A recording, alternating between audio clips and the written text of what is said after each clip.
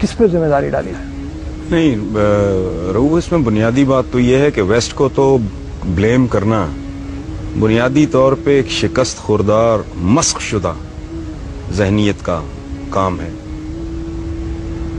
میں کمزور ہوں، آپ طاقتور ہیں، تو مجھے اپنی کمزوری پہ کانسنٹریٹ کرنا چاہیے سو دیٹ یو کی ناٹ ابیوز مائی ویکنس.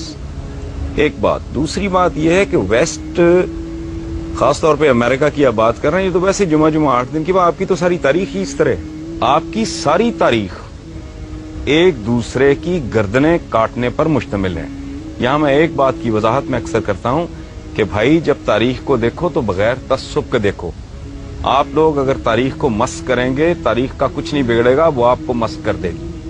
بغیر تعصب سے دیکھنے کا نتیجہ یہ ہے کہ آپ درست نتائج پہ پہنچیں گے اور پھر شاید آپ اس کو ریکٹیفائی کرنے کا بھی سوچ سکیں. اگر آپ اپنی کجی، اپنی کمزوری، اپنی غلطی، اپنے جرائم، اپنے گناہ، اپنی حرکتیں، اپنی پرفارمنس ہی نہیں ماننے کو تیار، اس کے علاج کی تو نوبت ہی نہیں آئے گی. آپ کی ٹوٹل ہسٹری، یہ ویسٹ کو گالی دینا، ویسٹ کو برا کہنا، وہ چھوڑیں، وہ تو ہمارے رائیولز ہیں. میرے اور آپ کے درمیان ایک مقابلہ چل رہا ہے جو صدیوں پر مشتمل ہے. تو you are most welcome to do anything you want. ہم کہتے ہیں وہ جی سازشیں کرتے ہیں، وہ آپ سے بہتر دماغ رکھتے ہیں تو سازشیں کرتے ہیں، آپ کر لیں. اب پھر جھوٹ ہے یہ بر صغیر کی تاریخ اٹھا کے دیکھ لیں. لارڈ کلائیو کے ساتھ 200-250 گورا تھا، باقی سارے ہم ہی لوگ تھے، ہمارے ہی بزرگ تھے. بکسر کی لڑائی میں شاہ عالم ثانی کا انہوں نے جو حشر کیا ہے، لڑنے والا کون تھا اس کے خلاف؟ بابر کو کس نے نکالا تھا فرغانہ سے؟ اس کے چچاؤں نے. یہاں کے اس نے کس کی گردن اتاری سب سے پہلے؟ ابراہیم لودھی کی. امیر تیمور نے کس کو مارا؟ یلدرم کو. پھر بنو امیہ، بنو عباس، یہ آپ کے ہاتھ سے اسپین گیا. اور پھر یہ اپروچ بھی غلط ہے، اسپین چلا گیا. اسپین آپ ابا آپ کی بری میں لے کے آئے تھے. آپ طاقتور تھے اس وقت، آپ ایکسپینڈ کر رہے تھے. آج وہ طاقتور ہیں، وہ ایکسپینڈ کر رہے ہیں. جب آپ اپنا ورلڈ آرڈر، جب آپ میں سکت تھی، دم تھا، جان تھی، تو آپ اپنا ورلڈ آرڈر امپوز کر رہے تھے. آج وہ کر رہے ہیں. رونا کس بات کا؟ اس کو گالی مت دیں، اپنے گریبان میں جھانکیں. ہمارے پنجابی میں کہتے ہیں اپنی منجی تھلے ڈانگ پھیرو، تو انہوں سمجھ آئے. آپ کی ٹوٹل تاریخ، یلدرم پورے یورپ کو اس نے آگے لگایا ہوا تھا. امیر تیمور صاحب یہاں سے روانہ ہوتے ہیں، جا کے اس کا ستیہ ناش کر دیتے ہیں. مغلوں کا دور دیکھ لیں، کہتے ہیں جی انگریز نے ڈیوائڈ اینڈ رول کیا. کدھر ڈیوائڈ اینڈ رول کیا؟ انگریز تو آیا کوئی جہانگیر کے زمانے میں غالباً. Please correct me if I am wrong.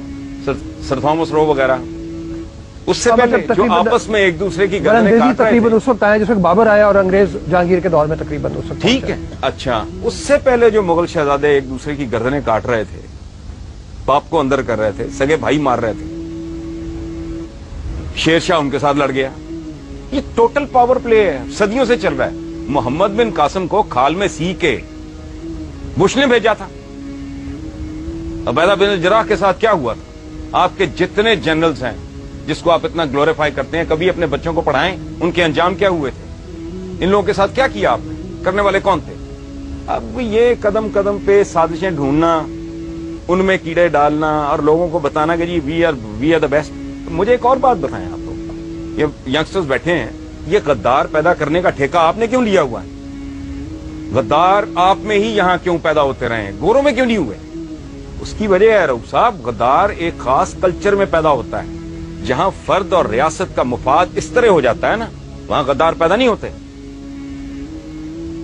Sir Thomas رو نے جہانگیر میں سے اس کے بیٹے کا اس نے علاج کیا، وہ ٹھیک ہو گیا. اس نے انعام کے طور پہ کہا کہ اس کے برابر، اس کے وزن کے برابر، وہ موٹا آدمی تھا، سونا تول کے اس کو دو. اس نے کہا کہ بادشاہ سلامت، مجھے سونا نہیں چاہیے، میری قوم کو اپنے ملک کے ساتھ ٹریڈ کرنے کی اجازت دے دیں.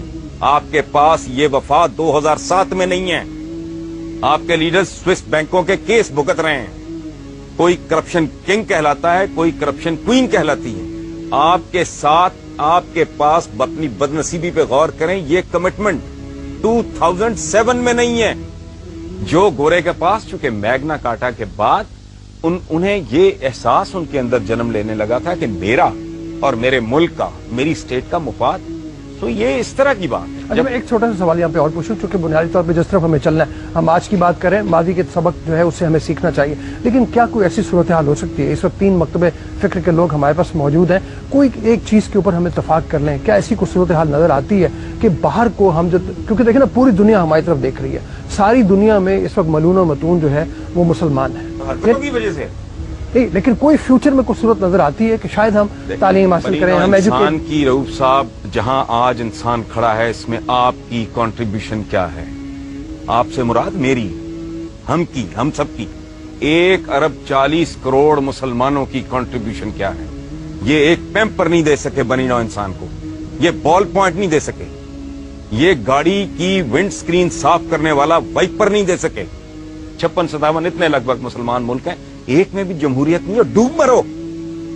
میں صدیوں سے ایک بڑا دماغ نہیں پیدا کیا، اس ملک میں ایک بڑا آدمی پیدا ہوا ہے، میں انٹلیکچولی بات کر رہا ہوں، یہ ملک ہے سب کا ہے، جناح صاحب کے سٹیٹمنٹس ریکارڈ پہ ہیں کہ ہندو اپنی جگہ، فلاں اپنی جگہ، اس کو آپ جو بھی لیبل لگائیں، ڈاکٹر عبدالسلام اس کو ٹھڈے مار کے اس ملک سے باہر نکال دیا۔ صدیوں سے ایک بڑا آدمی آپ نے پیدا نہیں کیا۔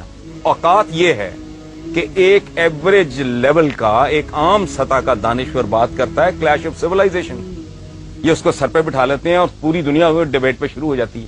کلیش آف سیولائزیشن تو ہے ہی نہیں، یہ کلیش آف فیتھس ہے۔ سیولائزیشن تو ان کے پاس ہے، آپ کے پاس کون سی سیولائزیشن ہے؟ بکرے میں پانی انجیکٹ کر کے اس کا وزن بڑھانے والے، اپنے بچوں کو ناپاک گندا غلیظ دودھ دینے والے، لائف سیونگ ڈرگز میں ملاوٹ کرنے والے، جعلی دوائیاں بنانے والے، لا قانون، کسی ملک میں نہ آئین ہے نہ قانون ہے، نہ عوام کی کوئی عزت ہے نہ عزت نفس ہے۔ آپ روٹی نہیں دے سکتے، عزت تو دیں، آپ وہ بھی نہیں دے سکے۔ کون سی ایسی چیز؟ مجھے اتنے یہاں بچے بیٹھے ہیں، اتنے ماشاءاللہ اس ملک کی کریم بیٹھی ہے، مجھے ایک بات، میں دعویٰ کر رہا ہوں اتنا بڑا، ایک بات بتائیں جس پہ آپ فخر سے کہہ سکیں کہ یہ ہمارے پاس ہے جو دنیا میں اور کہیں نہیں۔